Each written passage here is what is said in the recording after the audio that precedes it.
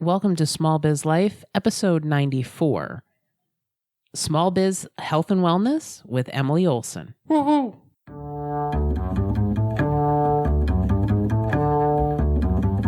Does this sound familiar? Oh my God, I have so much to do today.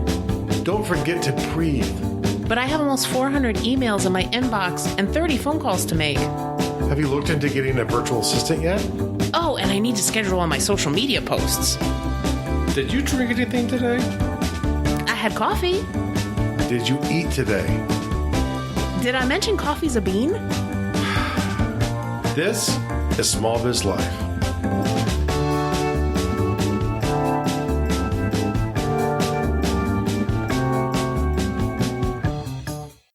Emily, we are so excited to have you here. Welcome to the show.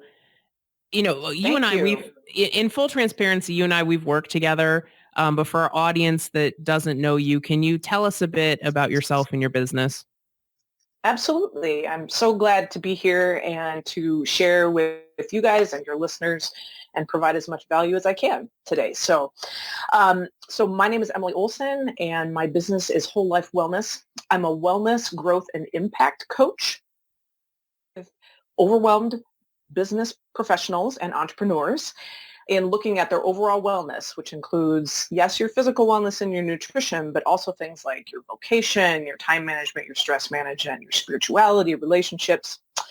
Then we identify the areas of the greatest need of growth to start with, and then work towards creating an individualized plan to help you make a better impact in your world and your work with your family and in your other relationships. So that's what I do. And I live in the larger Minneapolis-St. Paul area in Minnesota. And like a lot of my clients, I wear a lot of hats. I'm a mom and a husband. My son is 6.5, and my husband is a pastor. And I also volunteer with our local community theater, and I teach a few music lessons on the side still. I'm a lifelong musician, so that's something that I enjoy doing, even in addition to what I do for my own vocation as a coach. Oh, that's awesome. So what called you to this area? And that's an interesting question. It's something I think I'm always reflecting on as I work with such a diverse group of clients. I also have sort of a diverse background in my professional background prior to, about 6 or 7 years ago. But the thing that I found that was the common thread that I feel has really helped me in where I'm at now in working with people on their wellness and their overall health is that I was always training and equipping and directing other people to be their best selves. And so, again, I've worn a lot of hats in my professional life, but that's really been the common thread. And so for me, it is so rewarding to be able to work with people who I see what they're doing in their world and their life and how much they want to continue to do that and make an even better and greater and more significant impact. So to be able to partner with them and help them do that by really developing a plan that is their own. Each person is a bio-individual. And so even though what might work for one person, that might not work for the next person. And so we travel that path together. And so it's really my joy to be able to do that, to help equip people so that they can continue to go out and really do their best in their world and in their work. Yeah, and it's interesting because when we were working together, you know, I had kind of signed up for this health and wellness journey with you, and we covered so many other things that really helped me move the business along, right, and take those big steps that I needed to. So I wanted to make sure that you knew that and that our audience knew that it's bigger than just the health and wellness piece. But that's a lot of what we're going to focus on today. Absolutely. Just because I think a lot of people, they really need to start there because it's such a huge problem. Absolutely. And it's honestly, for me, with all of those other things that I work with my clients and in my group coaching on, it's the lens that we look through all of that. Because unless you're actually in your best place, as your best self, you know, feeling good, having the energy to do those things and understanding how you work best, you're not able to do those things, kind of make that next step. Now, I got a quick follow-up on that too. You brought up a bit earlier that you also do music lessons on the side, Yes. which I think is very cool. One of the things I've noticed, typically business owners, small business owners, well, really anyone who works in business, but especially small business owners, have a tendency to get rid of their hobbies. So is there ever a sort of a struggle or a push to try and get small business owners re-engaged with things that make them think outside of work? Absolutely. I think that's part of when we look at priorities and we look at planning and we look at those pieces, because it is important. Just like I had a lot of friends in college who might have been computer science or pre-med majors who were also involved in music. It was a balance of, right and left brain. So that is important. And it gives people in business, entrepreneurs, people who are very focused and driven, it gives them a chance to do something because they want to do it. And not that we don't want to be doing those things as small business owners and entrepreneurs. Of course, that's why we're here. But you do these things not to make money and not to do that kind of thing. And I know that that's always a pressure for anyone who owns their own business. So what do you think, in your experience for the customers you've worked with, what do you think the biggest struggles, sort of common struggles that you run into with small business owners? And health and wellness, obviously. Back Sure. away from music. Yeah, absolutely. So some of the biggest struggles, actually, I just mentioned them: priorities and planning. And also, many people that I work with, many of my clients are very focused, very driven, very passionate about what they do. And so that also translates into the things that they want to commit to in their life. And so they have kind of an all or nothing mindset. And so health and wellness doesn't have to be all or nothing. And so I think, especially working with people that want to have and want to see results quickly, there are definitely things that I call early wins that we definitely look at and we say, okay, where are some things that help you gain that momentum in that journey? But also realizing that those small steps in the consistency of every day make a huge difference. So that realizing, again, that all or nothing sort of mentality that a lot of driven people have, working on that mindset to say, these are some small steps, and if you do them consistently over the next few weeks, months, whatever, that they will have an exponential impact on your overall health.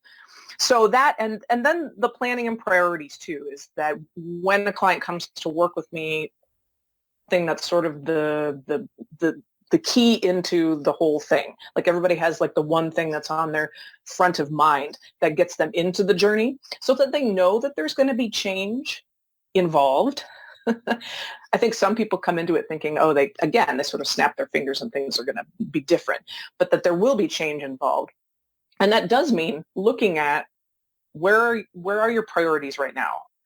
Knowing that being on this journey, and when I have people fill out their initial profile, we talk about that. We say, are the people in your life going to be supportive? Do they understand? Do you understand that this is a journey and that it's intentional at this point to be making some changes? And I work very hard when we do those things, to make them sustainable, because you're also not in a bubble when you're doing this. You're still working, you're still living, you're still a mom or a dad.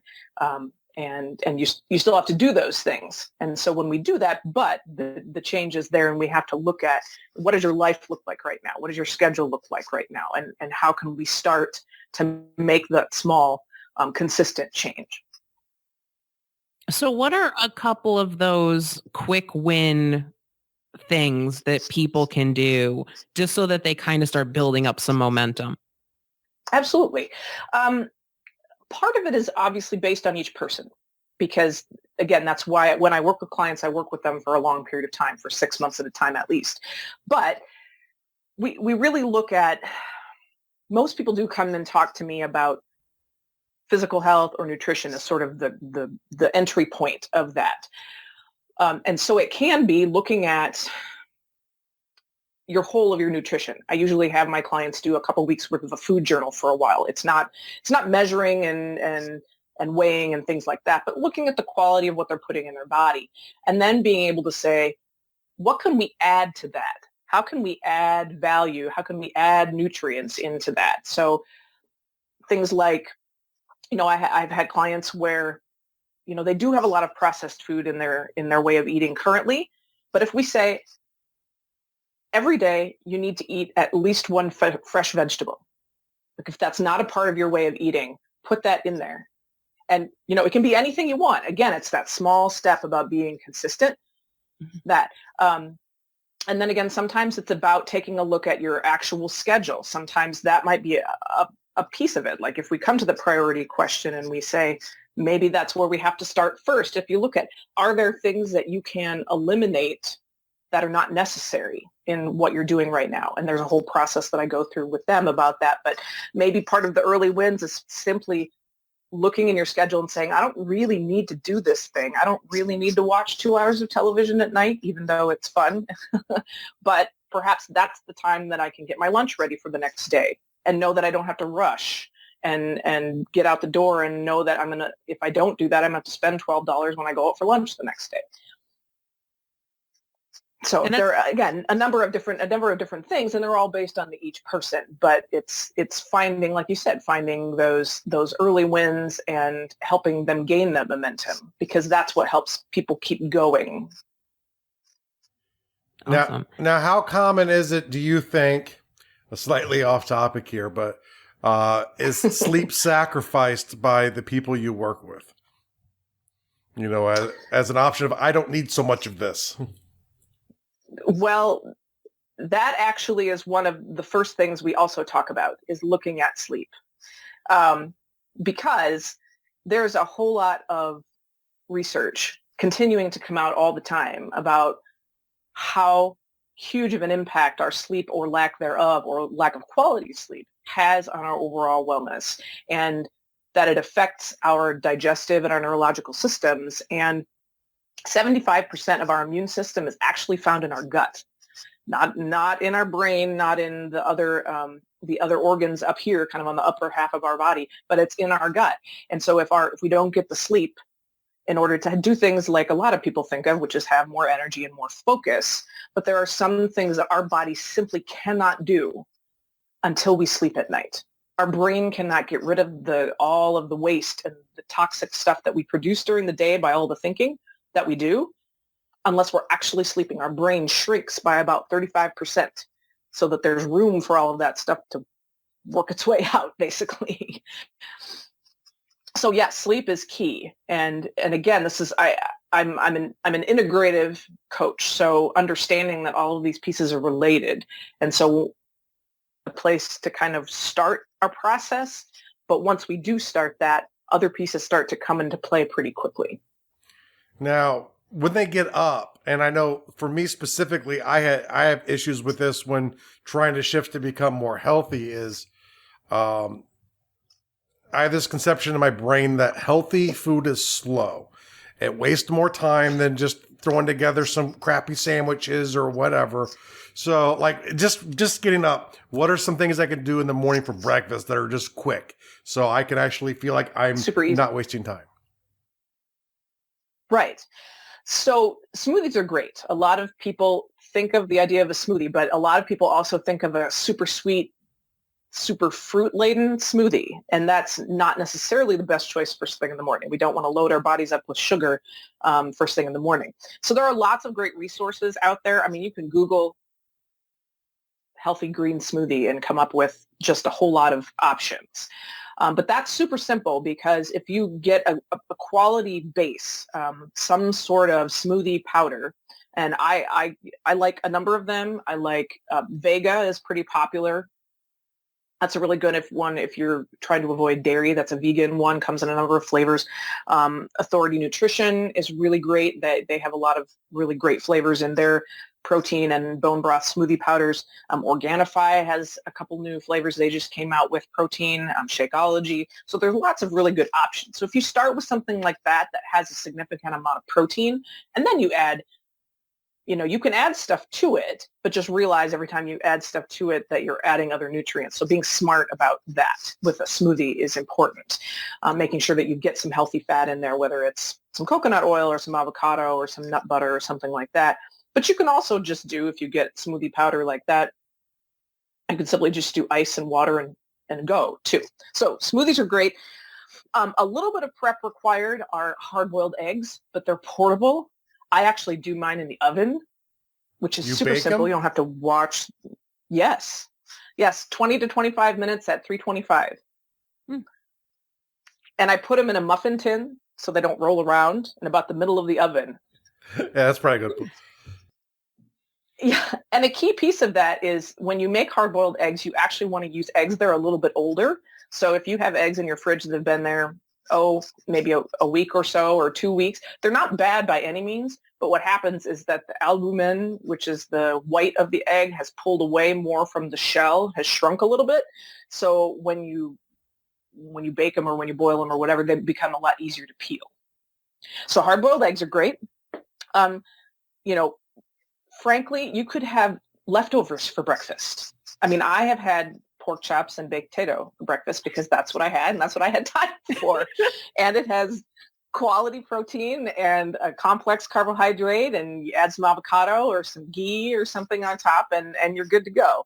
And then, a lot of people think about, toast and cereal and things like that. And you always want to be cautious of the sugar content of those, really looking for, less than 5 grams of sugar.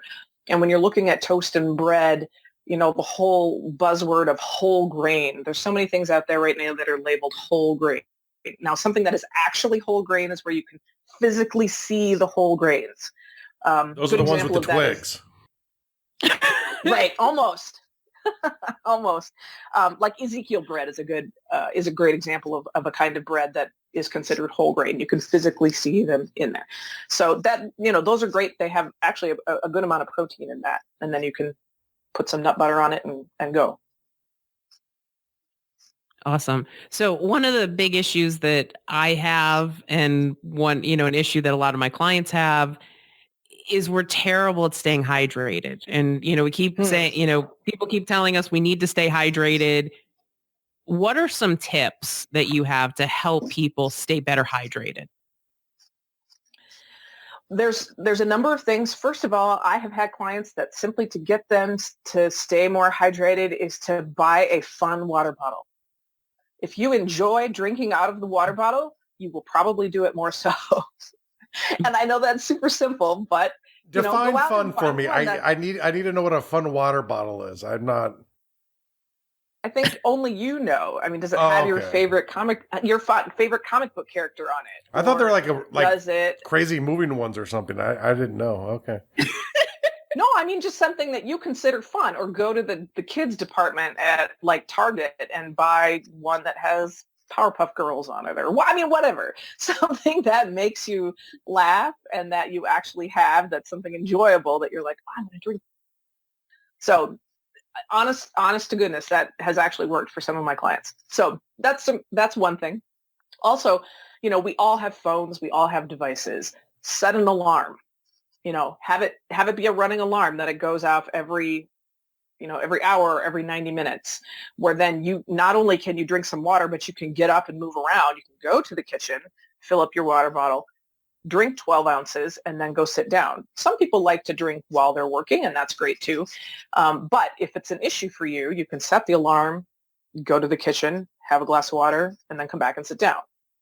And then, hydration, yes, is mostly and best if it's water, but it doesn't have to be all water. You can do unsweetened iced tea. You can do sparkling water like LaCroix, or things like that are great. You can even get cool water bottles where you have basically it's an infuser that goes in the middle. And so you can cut up fruit in there. And so it sort of flavors your water through the whole day so that it's not plain old water.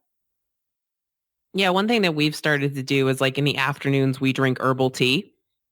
And sure. At least I know that I'm getting like my 20 ounces of herbal tea, in the, in the afternoon. I do really like the idea because we were going to ask you about business owners, being stuck at their desks. I like the idea of when we talk a lot about Pomodoro on the show and so having that 10-minute break. I really like using that to get up, hydrate yourself, move around a little bit. I think it's a really great suggestion. Absolutely. Do you kind of have some other tips for business owners to help them be more active during the day? Sure. Now, your listeners can't see this, but I'm actually standing as we're doing this interview. And so I know some people, depending on where you work or what your office is like, standing desks are great. It doesn't mean that you're necessarily moving around, but you are up out of your chair. And that's a good thing. And it enables you to move around a little bit more. Mine is simply a music stand with some books on it. That's what or I put my computer on it and then I can look outside the window and be standing. You can also get something other than an actual chair. You can get a balance ball. You can buy them at pretty much, you can buy them at Target or Walmart or wherever, the big balance balls that you can actually use instead of a chair. And that actually helps on your core stabilization because you're on this round ball that you're trying to stay on as you're working. And then as we mentioned, getting up and moving around. There are some great apps out there too. There's one in particular called the 7-Minute Workout. And you could do that. Maybe not every time you get up because it can be pretty intensive, but you could do it maybe once in the morning and once in the afternoon when you have your break. It's moves for a minute apiece. It's like jumping jacks and squats and push-ups and whatever, just literally to get your blood flowing. And then, of course, if you like to work out and it's a matter of time, that's, again, you look at your priorities. Can you start your work day with like a 20 to 30 minute workout? It doesn't have to be an hour. You don't have to go to the gym. You can go outside and take a walk. Or is it something you can do at lunch if you're able to do that either in the place that you work or if you work from home? Or is it a way that you want to end your work day? You're all done. You get an opportunity to go and do something, activity related. So those are, some good opportunities to just get up and move during the day, as well as thinking about, are there times that you can plan something a little more intentional? I think one thing, I did this a lot during tax season, is instead of emailing a client, 3 or 4 questions, I would actually call the client and I would walk around while I was talking to the client. And it was amazing, how many steps you can get, and I think for a lot of small business owners, I think we feel really isolated. Mm-hmm. So instead of sending emails, pick up the phone, right? Because you're getting some human interaction and you can use that as time to, get some steps in and kind of walk around and move. So I think you've got multiple purposes there. I think that's a great idea. I love the fact that we have a lot of technology and you can do things like get a Fitbit and those kinds of things and track your steps. I think those are great motivations too. But sometimes you're right. It's just, let's just get on the phone and talk. And it's great to move around. I mean, all of our phones have headsets now and you can walk and talk. No. Now back to food, because I'm obsessed with food and time. Dinner takes minutes. Are there some good things to do at dinner time so it doesn't take a freaking half hour to have to eat? Now, hold on. Now, dinner for him takes minutes because I make the dinner. Well. Yes. But what I'm saying is I have to smell it for an hour or something like that. I mean, we need stuff that's healthy and homemade that's 5 minutes. That's 5 minutes. Again, it's actually, you bring up a good point because I have this conversation with people a lot is, when you have the issue of prep, basically prepping food or getting food ready throughout the week, you're going to do one of two things. You're either going to spend time or you're going to spend money. And again, it's not an all or nothing thing, but it's which one are you going to spend more of? And neither answer is right, really. It just kind of depends on your situation. So for some people, it is taking some time, maybe a couple times during the week.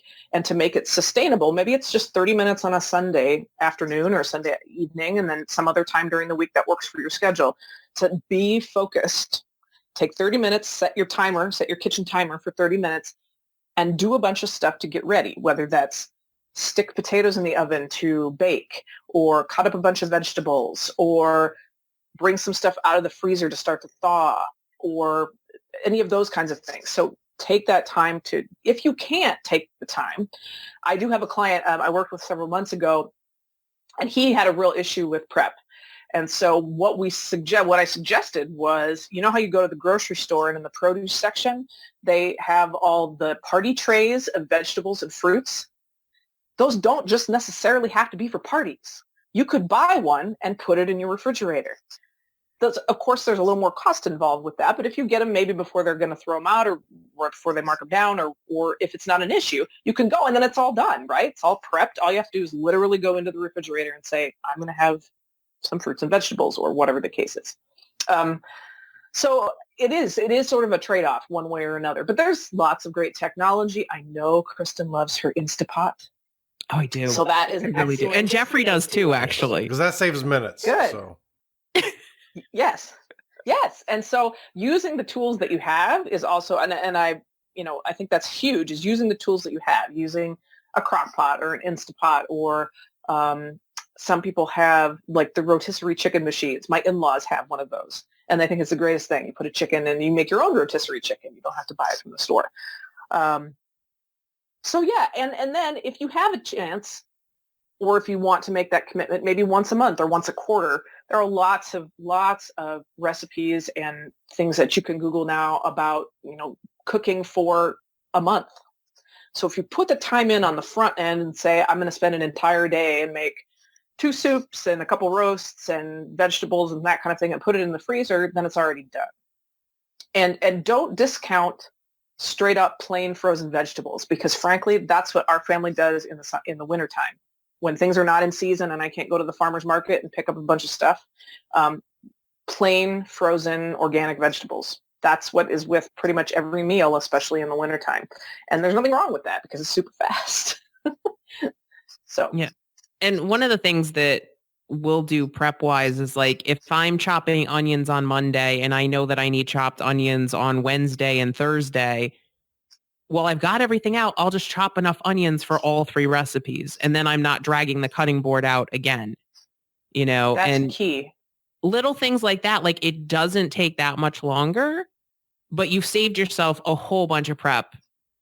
Like by the end of the week, like we have very little prep we have to do, because we tend to kind of pick recipes where, okay, 4 recipes this week have peppers in them and 3 have mushrooms. And it's like, by the time you get to the end of the week, pretty much everything you need is already prepped. You're just pulling it out of the fridge.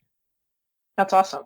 And I think really double using your time, which takes a little bit of, again, it takes a little bit of getting used to. But if you're doing, one recipe, you're making dinner, if you're putting whatever together or lunch or whatever, if you're not using the oven, say you're doing something on the stovetop, use that oven to make the hard-boiled eggs while you're doing the thing on the top. Or if you're doing something on the top, throw on a pot of rice or some quinoa. I love quinoa. Quinoa is a great complete protein, one of 2 vegetables in the whole, or plant-based foods that are actually complete proteins. It takes 15 minutes. 15 minutes and it's done. And I've had a couple clients in particular that for various reasons, I recommended to them. Again, they both love to cook, and so they were willing to put in some time at the beginning of the week. If you make a bunch of stuff that you can throw in a bowl, for instance, and take to work, like almost like a burrito bowl or something like that, if you make a batch of rice and a batch of quinoa and you prep some things and you have all that in your fridge already cooked also, then it makes your lunch times or packing your lunches a little bit easier as well. And I taught a class last fall locally that we did 12 recipes in 90 minutes. So you can do it. You just have to stay focused. Wow. And that's the other thing. Some of the tools in your house might also be the people who live with you. So if you are parents and you have kids, start with them early in the kitchen. They love to help, and they're going to eat things more easily if they know that they had a hand in making them. So give people jobs if you're going to do that. Or if you have a roommate or your spouse or whatever the case is, recruit some help to say, if we all pitch in, it's only going to take 30 minutes. And then we can go watch a movie or go outside and play or, go recruit a hobby, like Jeffrey said. No, that's awesome. I think, those were some really good suggestions. And I really like the idea that, like, if you're in the kitchen make some rice for the rest of the week, while you're cooking other things. You have a burner open, use it. Because I think a lot of times we think like, I'm going to take Sunday and I'm going to give up my entire Sunday so I can prep. And I love that suggestion that like, you're in the kitchen anyways, just cook another thing. That's that's awesome. And in the summertime, for people who love to grill, do the same thing. You're grilling whatever you're going to eat. The grill is still hot. At least at our house, we do charcoal. So the grill is still hot. So I will often throw on a bunch of sweet potatoes and just let them cook while we're eating dinner. Or grilled vegetables. Again, you can prep a packet of grilled vegetables or whatever the case is. Let the heat do its job. I mean, it's no more skin off your nose because you're not standing there grilling. It's just doing its thing. No, that's a great suggestion. So I know like you've given us a ton of tips today. What's one simple thing that our listeners could start today to become healthier? What's mentally healthier? We actually already talked about it. And that is really, I had to think about this one for a while because there are a lot of things and a lot of steps that you can take that would kind of move the needle on your health. But sleep is really key because if you are out of whack in your sleep patterns, in your quality of sleep, in your ability to do that and let your body repair and renew and re-energize, everything else is out of whack. We are a chronically underslept and dehydrated society generally. We really are. And that sleep deprivation shows up in so many ways. Our lack of sleep, control, again, if we have lack of sleep, it's a brain thing, it's a gut thing, which also controls all the hormones that control our hunger. So if you are exhausted, you are going to be more hungry because your body's trying to get you to eat things that help keep you awake, which are not always the best quality things. And so you're not able to make the right decisions. You're not focused. You've got brain fog. I mean, all of that. That's really key. And so, things like really limiting your caffeine intake. I try to do it. I recommend my clients do it around noon because caffeine has a really long half-life. So when it lasts a long time in your system is basically what it means. Some people, if you can cut it off by 3 o'clock, for sure. But that's not just drinks, but food like chocolate. Be careful with that closer to bedtime. Take some time to wind down. Make sure that you have some things that help you. You mentioned about the herbal tea. That's a great thing to do in the evening. Just to read a book, read a physical book. We have great technology. We can read books on our devices, but the physical book does not emit that blue light that stimulates our brain to stay awake. And if you have to work late, if you're working on a project, and again, I know entrepreneurs, and that's what we got to do, right? Sometimes get yourself a pair of blue blocker glasses that blocks out all that blue light, all of that stuff, and that's stimulating from all of our devices. That's what stimulates our brain to stay, it's still awake time. And then make sure your bedroom is as dark and as cool as possible. As few devices as you can. Right now, our house faces south, so not only do I have a curtain and blinds, but I hang a blanket in front of it because the sun comes up at like a 4:45 right now in the morning and goes and doesn't go down until after 9:30 at night. And so put that blanket in front of it and make sure you have a nice, cool environment. And those are just some things. I mean, again, when I work with my clients, we go into a lot more detail and really look at, are there other things in your overall wellness that we need to address that will help your quality of sleep, of course. But these are things that anybody can do that should help in the midst of that. Yeah, and I don't think a lot of people realize in the settings of most smartphones, there is a blue light blocker that you can turn on and your phone will stop emitting the blue light. So it's funny because I've noticed since I turned that on, I sleep much better. Because even when I'm looking at my phone around like dinner time, like it works. It's just one of those really weird things that really works. And if any of our small business owners actually make alarm clocks, stop making them blue. There's so many blue alarm clocks, it's ridiculous, but that's just another. It's so funny. But But yeah, I put my blue blocker glasses on right after we put our son to bed. And I wear them. I have sweet pictures that my husband has taken of me with my awesome orange glasses on. But it helps immensely. And on the days that I forget, or if I travel and I forget them at home, you can tell a huge difference. So yeah, I recommend, any of those tactics are really a great way to start getting more quality sleep. That's good. And we did a whole episode on sleep and why it's important and the effects on your brain. So we'll put that in the show notes for this episode, along with all of the ways that people can connect with you. But can you talk a little bit about where our listeners can connect with you? How can they work with you? Sure, absolutely. My website is www.wholelifewellness.co. And right there on the top, you can actually sign up if you want to get on the phone with me and have a free 30-minute call. I would love to connect with you and hear about what's going on in your overall wellness and see if there isn't some way that we can start to look at that and address that. And then also you can find me on Facebook. You'll look for Whole Life Wellness 3, so facebook.com/Whole Life Wellness and the number 3. And there, lots of good. I do live videos on a regular basis, so I try to provide as much value as I can.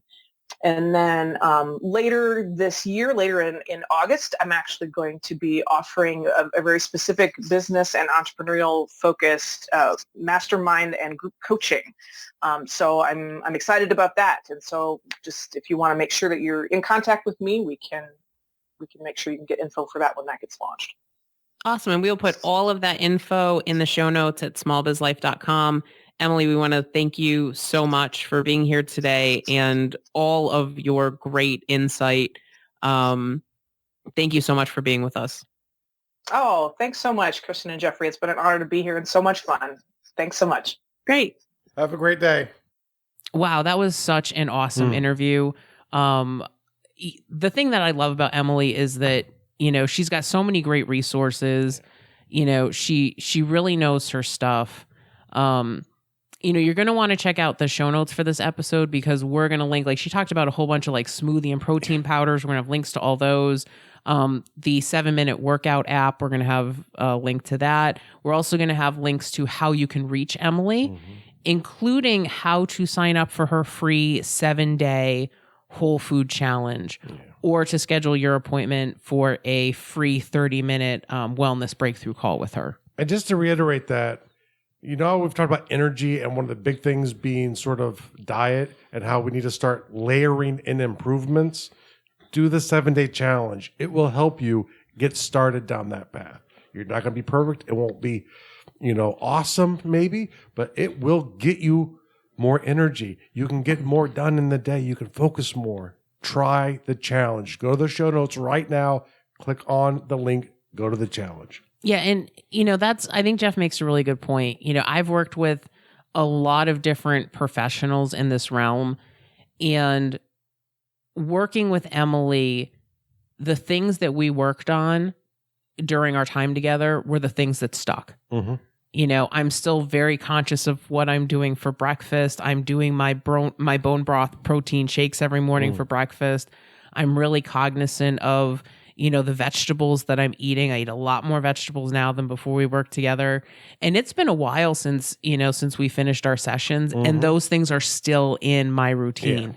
So, but it was layering. It wasn't, we're going to radically change everything that you eat. We layered in new things over the time we worked together. So, I'd highly recommend check out her 7-day whole food challenge. Check out, sitting down and having a call with her. Go to the show notes for episode 94, or you can go to wholelifewellness.co. So thank you so much, guys. And hey, if you have any questions, you want to connect with Emily, she is in our Facebook group. You can go to facebook.com/groups/smallbizlife. Thanks so much. We'll see you next time. This was Small Biz Life.